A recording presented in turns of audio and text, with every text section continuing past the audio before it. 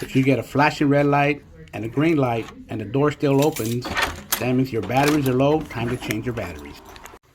On today's video, I'm going to show you guys how to change out the batteries on this Onity RFID lock. The light's blinking red, that means the batteries are dead and the door will not open. The batteries are located on the outside of the door. Right here in the middle, there's a T10 screw.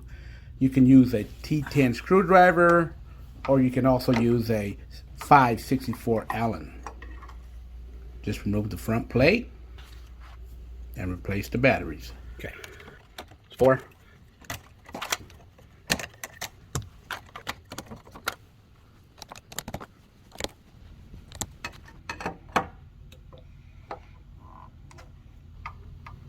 T10.